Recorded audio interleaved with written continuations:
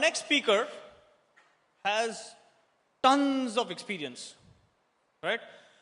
Arafat has a goal to be on the core team of Golang. It's a pretty good goal to have, right? Actually, hang on, I'm searching for him. Oh, there he is. There he is. Come on over. He loves to wear his hat, his cap. Bill, you have a follower? And now he knows how to reach his goal. All right, so he loves hiking, kayaking, ice skating, loves falling down when he's ice skating, inspiring others to wear helmets, right?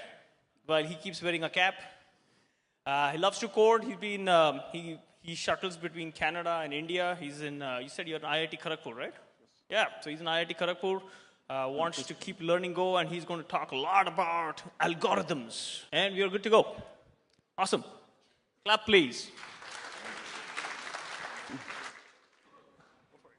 Okay.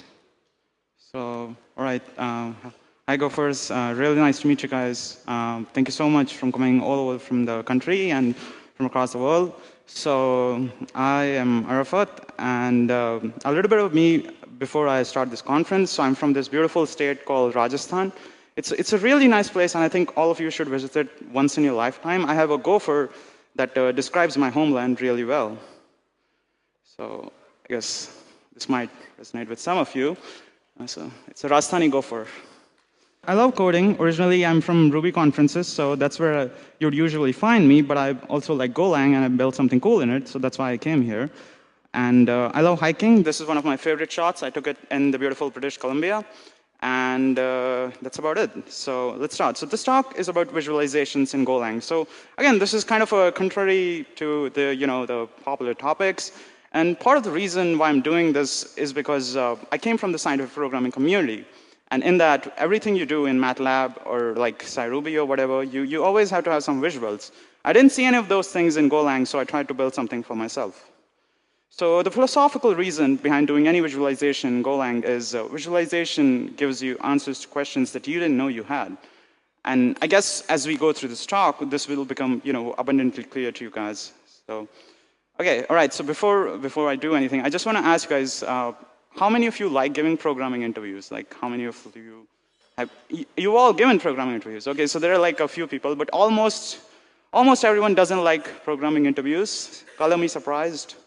But yeah, right. But they're really important. They're really important as a software developer, and I think you should focus on improving your interviewing skills and things like that. And I have a favorite quote on interviews, which goes something like this.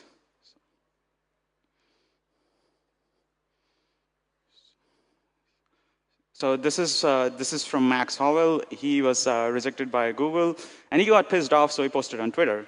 Fair enough.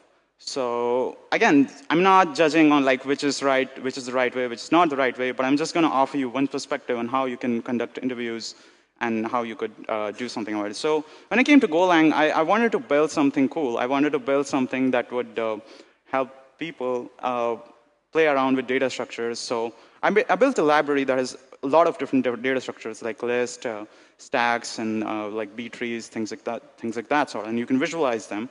So today in particular, I'm going to be talking about priority queues, and priority queues can be implemented in many different ways. I'm just going to show you one way to implement a priority queue, and then we will see like how, if you were hypothetically a student or somebody who was a new learner, you could use this library to really understand priority queues. So priority queue is a queue data structure with some additional properties. It's every item has a priority associated with it, usually an integer.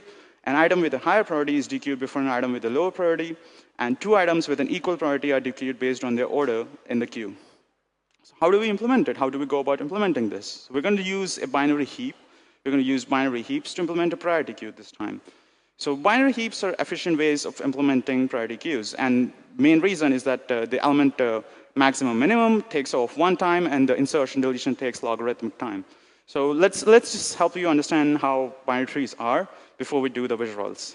So a heap is a binary tree with two special properties. It must have all of its nodes in a specific order, and its shape must be complete. Let's take a closer look at what this means. So the two rules of heaping. The first one is the shape property, that the heap must be a complete binary tree. This means that all of the levels must be completely filled, except maybe the last one. So what does that mean? So if you look at this one, this whole tree is completely filled. All of the nodes are filled, and on that one, that is also satisfying the shape property, because for the last level, it's filled from the leftmost node. So these two nodes are satisfying the shape property. This is the first property of a binary heap. The second one is the order property. So you either have an increasing order or decreasing order. So this is sort of an increasing order. If you look at any node, its children node are greater than the node itself. So if you look at, say, 2, 4, and 5 are greater than that. And if you look at, say, 6, 12, and 13 are bigger than that. So it's always following an incremental order, no matter how you go from top to the bottom. And so that's the order property. So you need to have these two properties, and then you can look at a binary tree, and you can go, OK, this satisfies the heap property. So these are the two rules of heaps summarized. And so if you look on the right one, that is satisfying the shape property, but the left one, that is not satisfying the shape property because it's not completely filled. So how do we even make a heap? How do we even make a heap? So the idea behind construction of a heap is an inductive idea, that you do it in an inductive fashion. You keep one base node, and then you keep adding more nodes to that base node so that you follow these properties inductively. So you keep a base node, and then you add another node to it. So let's say you have an existing binary tree. And this is, say, this satisfies all your properties, satisfies the shape property and the order property. And you want to add another node to it, which is, say, 43 in this case. So we'll add it at the leftmost place. That's the first thing. And the second thing is the order property. It's still not satisfying the order. So you can see that this is a decreasing order. From here to here, it's decreasing, decreasing, but it's not decreasing here. So what you do is you take an incremental jump upwards. It's called a bubble up operation. So this way, you could sort of, on a base heap, you can increment it, add nodes, and then you'll have like a complete heap. So you could represent the heap as an array. And generally, when you implement it in C, C++, whatever, you generally implement it as an array. So the whole thing that you're seeing right now, if you go like from 43 to like 1935, then 12, 4 to 20, 12, 4 to 20, and then 6. So you go in different lines, like horizontally, and then vertically, you have your heap implemented as an array. So, right, so we've done that. Let's write some code. Let's try to see how this actually works in a real library. So, right, so we're pulling binary heaps from database library, the one that I wrote. We're defining a heap, and we've got an interface array with a set of integers. These integers are not in any order. And then when we're going to do sorting with the heaps. So every time you're doing a for loop, and you're pushing these integers in the tree. So let's see what happens when you do that. Right, so you can see that as you're pushing the numbers in the tree, it's growing incrementally. And it's satisfying all the properties as you add more numbers to it.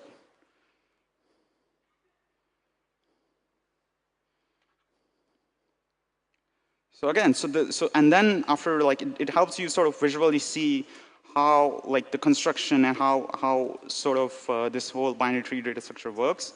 You could see, like, it's growing incrementally. And at the end of this whole thing, you just pop all the elements from the binary heap, so you get them sorted out. So it's kind of easy to use. And then there's the other argument, which is like, OK, you can sort of visualize it. You can see how it looks like, but how do you really understand it? So you go to the definition, and you can see that it's really, I went out of my way to make sure that the definition was very well documented and very easy to understand. So if you're a student and you're trying to learn these things, it's going to be super easy for you to sort of, you look at the push and pop operations. They're really kind of well defined to the best of my knowledge. But and then after that, we can sort of shrink heap. So shrink is the operation that helps you sort of figure out how to sort the heap and how the heap will look like after you take out one node from the top every single time. So, okay, so let's do a visual. So let's say we've got some numbers, and we built a binary heap from those numbers. So how do we do the sorting? So it looks something like this. So the numbers from the top go and get in there. So you take it from the top, it goes over there.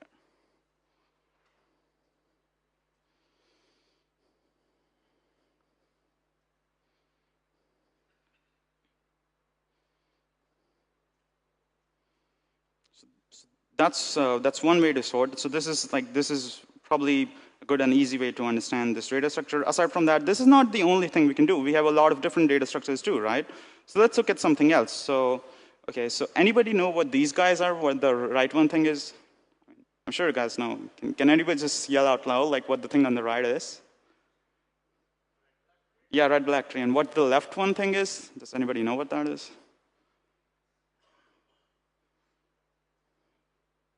It's, you use it all the time. You use it every day. You're probably using it right now for something. So it's a B tree.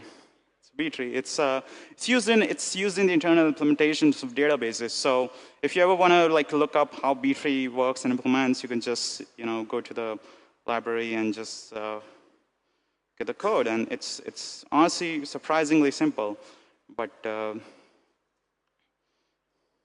Right, so this was the first part of the talk. This was like sort of the starting part of the talk.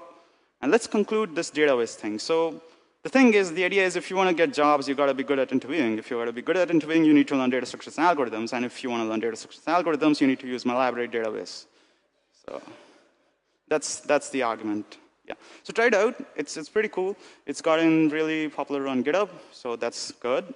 And I've written an article on Medium, so that's great for your intro. Let's visualize a different problem now. So now that we're done with the database thing, let's visualize a totally different problem here. So machine learning, as you guys know it's really popular. And it's so popular, I'm not even going to make a convincing argument as to why you should even bother trying to learn machine learning. So, I mean, you guys are using it. It's pretty cool, and it's fun. So we sort of, when I came to Golang, I was a bit disappointed that we didn't really have something for it. We didn't have some visualizations and things like that for Golang. So I built another thing for myself. So the main reason I did that was because in the summer of 2016, some really nice people at Google were building TensorFlow in Golang, and I was really involved in the community. In parallel, I was developing TensorFlow for Ruby. So I'm the author of TensorFlow for Ruby, and that's why I speak at Ruby conferences. So that is really one of the things that I feel like I might be good at. And OK, right, so coming back. So I wanted to build sort of like a library that just does like these simple visuals of some simple data. You take it something like, say, scatter plot, line plot, bubble plot, things like that. You've got all these plots.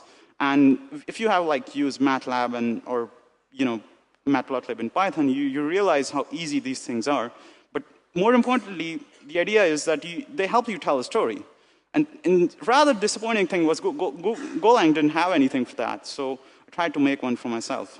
So let's solve a problem for it. I made the library called Glot. It's based on the backend of GNU Plot. And let me show you a problem, and then we'll try to solve it. So, all right, so we've got a simple problem. We have the area of a property in square feet, in 1,000 square feet, and we've got the price of the property in million Indian rupees. So again, we could see a really nice scatter plot. And our goal here with this problem is that we want to be able to make a best fit line that passes through this whole thing, and that gives us the best indicator of what would be the correlation between the area of the property and its price. Again, it's a pretty standard problem, nothing out of the wall, but we can still do this in Go, and that's pretty cool. So let's see how we can do this in Go. Okay, so we're going to use linear regression and gradient descent. These are like fancy sounding words, and they're pretty cool. But we could do that. We could do that with matrix operations. We could do that with differentiation and things like that, and then you would get like the perfect, most mathematically accurate solution that's acceptable everywhere. And you can do that as a mathematician, but if we want to do that, we're not mathematicians, we're programmers. So we're going to do it in simple programming fashion using a much simpler algorithm and have a visual while we add it. So initially, the idea in gradient descent is that you take an initial best fit line. So what I'm claiming here is that this line, this green line that you're seeing, this is the best fit line for this data. And this best describes the correlation between the area and the price. Now, clearly, this does not look like a best fit line. It looks like an aberration, to be honest. It's not a best fit line. So how do we get this best fit line to the best solution? So what we do is like we use gradient descent. Gradient descent algorithm has the idea that every solution that you get for a machine learning problem has a loss function. And in different iterations, you could reduce the loss function to get the best possible solution. So if you look at this line in particular, this line has a very high loss value. It's not a good solution. What we want to do is we want to do different iterations to improve this solution to get a global loss minimum.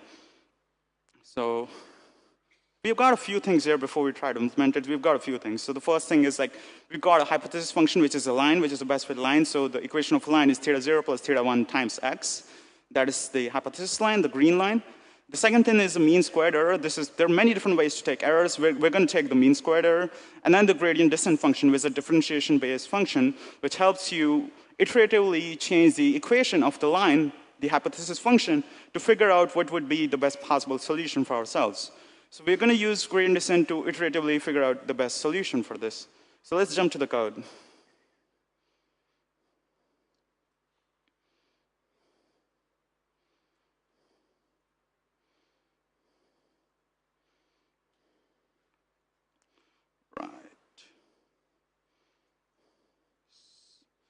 So we've got the first row line is pretty simple. We're just taking in the data from a file. Then we define the iterations. The iterations are basically these things in here in the gradient descent. We take different iterations. In every different iteration, we're trying to improve a solution by a little value. And we're getting to lowering the loss function in different iterations. So we define 1,000 iterations so that you could see how the solution improves in different iterations. And then we define like alpha, which is like the changing coefficient, and then the equation of line, theta 0, theta 1. So we apply the gradient descent function here, we get a cost.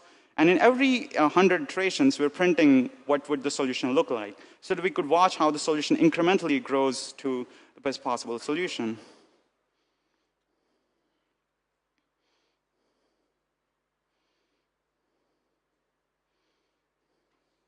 Right, so stop, wait. Right, so initially we've got the line, and then it jumps, and then the solution, oh, wait. I think I should do a bit of a zoom in thing. Right. So we've got, initially the line is horizontal, then after the first iteration it jumps. And if you look at the star above, if you look at the top star, this one in particular, you could watch how the solution is improving in different iterations. So, and then if you look at the bottom, you watch the loss function. So initially it was 64, and then it was like improving and incrementally getting downwards and downwards and downwards. So that's how you could sort of visualize a problem in GLOT, and it's basically an overlay of a line plot over a scatter plot. So let's look at how we built the plot. So in the plot, we defined a new plot. We defined the data points. All these data points, these were static, so we kept them fixed. Then we were overlaying the best fit line. So we defined this line as the equation of a line we defined here. And then we added, like, we kept the starting points and the ending points, and we just drew the line. We defined the labels on the x and the y axis. And in every different iteration, we're updating our plot. We're updating the equation of line. So that's how we get this whole plot thing that iteratively changes. So again, we could solve this problem, but is that all? Is that really all we can do with this software? And the answer is obviously no. We can do a lot more things. We can plot sine curves, cubic curves, exponential curves, charts of different types. And it's not as nuanced or as evolved as something like matplotlib. But if you're a student and if you're trying to do something basic, this is the way to go. So try to use it in Golang. So let's conclude. Visualizations are an important tool, whether you're using ML algorithms and data analysis, and combining data and its interpretations with plots and visualizations is a great way to improve your understanding of things. And the most important lesson here is that Golang can be used for this too, so we don't have to run away from it. And we as developers must learn this other aspect of Golang to be better as developers. Right, so that's about it. Thank you so much.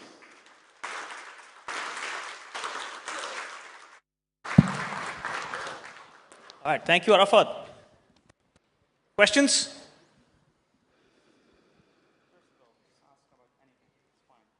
You can ask about anything. Oh, no, not really. No. All right. A loud round of applause for him. Thank you so much.